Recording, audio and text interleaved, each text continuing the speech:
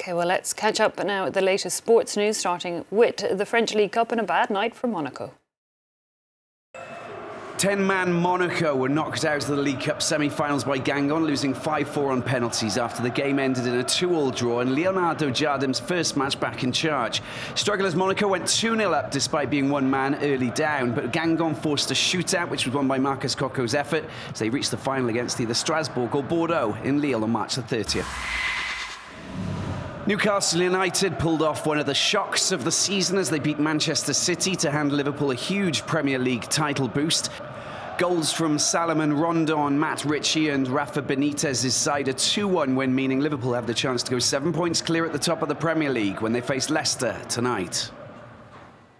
We are in January, we have a lot of time, but of course when you are behind the leader, you don't have to drop points because you help them, and of course every game is one less, but we are in January, so we have a lot of titles and games still to play.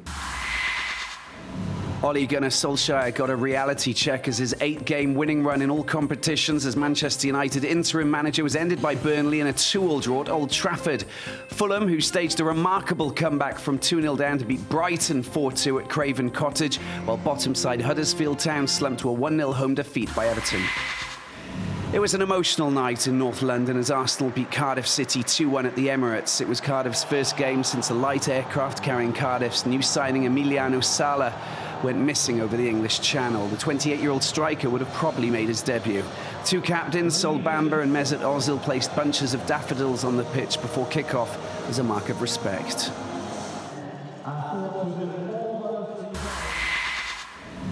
Alvaro Morata has officially been unveiled as an Atletico Madrid player, signing an 18-month loan deal from Chelsea. The 26-year-old was a member of Atletico's academy but started his professional career at Real Madrid before moving to Juventus in 2014. The Spain striker then returned to Real 2 years later before securing a €65 million move to Chelsea in July 2017. If I'm here, it's because I want to be here. I've had several chances to come back, and this is not the first time. I'd given my word to come back as soon as I possibly could, and that's what's important. There's nothing else for me to say with words. I have to speak on the pitch now. I know what I have to do here. 26-year-old Morata will wear the number 22 jersey back at the club where he first started his career. The move comes after Chelsea signed Argentina striker Gonzalo Higuain on loan last week. The Ivory Coast has accepted an offer from CAF to host the 2023 Africa Cup of Nations instead of the 2021 finals. The 2019, 2021 and 2023 editions were awarded to Cameroon, Ivory Coast and Guinea respectively 5 years ago, but the Cameroonians were stripped of the hosting rights for this year's tournament after delays in preparation. Egypt will host this year's event. World Cup leader Marcel Hirscher stormed to a comprehensive victory in the slalom at Schladming. 29-year-old Hirscher came into the midweek meet off the back of a shock defeat to rising star Clément Noël at Kitzbühel, the Frenchman's first World Cup victory. However, Hirscher responded in blistering fashion as he built on a fabulous first run to beat the field by a margin of 1.21 seconds in front of 50,000 enthusiastic Austrian fans. It was his 31st World Cup slalom victory and 68th overall. Frenchman Alex Pinturault was the leader in the first run when Hirscher left the gate, but less than a minute later, the Austrian had bumped him off the top. Pinturault finished second on the day, while the third place was taken by Switzerland's Daniel Juhl, who was able to get closest to Hirscher in the first run, finishing with a time of 53.28 seconds, but eventually getting knocked down the pecking order to finish third.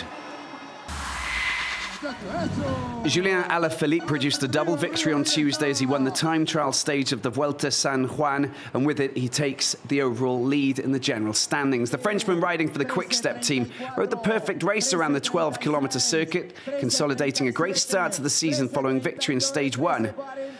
Valéry Conti finished second 12 seconds later, while Belgian teammate Remco Evenepoel was third. Roger Kluge and Theo Reinhardt produced a brilliant performance in the closing Madison to claim the overall six-day Berlin title. The German pair went into the event wearing the rainbow stripes to underline their status as overwhelming favourites. But they were pushed hard over a week of racing, eventually sealing their title with a masterful performance in the hour-long closing Madison on the final night. Okay, you're up to date on all the latest sports news, and Stuart is back in studio to take us through the next hour of Live from Paris. Stuart.